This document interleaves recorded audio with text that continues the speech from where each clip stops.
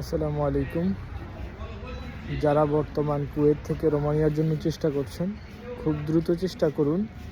সামনে 2026-এর প্রথমেই কিছু গুরুত্বপূর্ণ পরিবর্তন আসবে। তাই যারা রোমানিয়ার জন্য চেষ্টা করবেন মিডল ইস্ট, বিশেষ করে কুয়েত থেকে, তারা দ্রুত চেষ্টা করুন। কারণ পরিবর্তনের সাথে সাথে আপনাদের যে অ্যামাউন্টটা আছে ওটাও অনেক বেড়ে যাবে। কারণ এখন অনেকেই 9 লাখ, 10 লাখ, 11 লাখ, 12 লাখে আসতে পারতেছেন। তখন তার মাত্রা আরও অনেক গুণ বেড়ে যাবে। তার কিছু গুরুত্বপূর্ণ কারণ, আমাদের যেমন ক্রোয়েশিয়াতে মানুষ হচ্ছে কোম্পানি 1000 ইউরো করে ডিপোজিট নিয়ে এরপর হচ্ছে পারমিট বের করে, রোমানিয়াতেও এমন শুরু হবে। আর 2026-এ একটা বড় ধরনের লক্ষ্য পূরণের উদ্দেশ্যে রোমানিয়া এই কঠিন নিয়মগুলো করতেছে। ওরা 90,000 ওয়ার্কার বাইরে থেকে, বিশেষ করে এশিয়ান দেশগুলো থেকে আনবে। ওদের ঘোষণাও অলরেডি দিয়ে দিয়েছে। ওদের বিজয় দিবসের দিন অলরেডি ওই দেশের অলরেডি এটা জানানো হয়ে গেছে।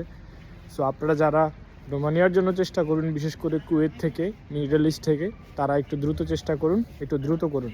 কারণ সময় চলে গেলে আর এই সময় ফিরে আসবে না। 2023 সালে যখন আমি আসি, তখন আমি 9 লাখ টাকা দিয়ে বাংলাদেশ থেকে আসি।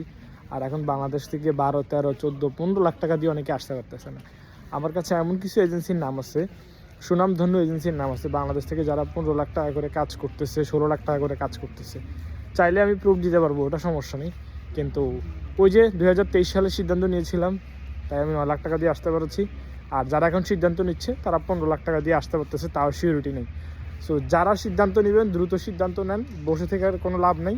যতদিন বসে থাকবেন, অপেক্ষা করবেন, আপনার ওই সমস্যা দূর হবে, এই সমস্যা দূর হবে, এরপরে সিদ্ধান্ত নেবেন। সমস্যা মানুষের জীবন থেকে কখনো শেষ হয় না। সমস্যা নতুন করে বাড়ে, সমস্যা নতুন করে আসে। সমস্যা আমাদের জীবনের সাথে সবসময় লেগে থাকবে। তাই যারা চেষ্টা করার, দ্রুত চেষ্টা করুন। রোমানিয়া ভিসা খুব ভালো হচ্ছে মিডল ইস্ট থেকে। চেষ্টা করলে এখনই চেষ্টা করুন। আপনার পরিচিত পরিজনের মাধ্যমে অপেক্ষা করবেন সমস্যার সমাধান হওয়ার জন্য, তা হবে না, এটা বাড়তেই থাকবে।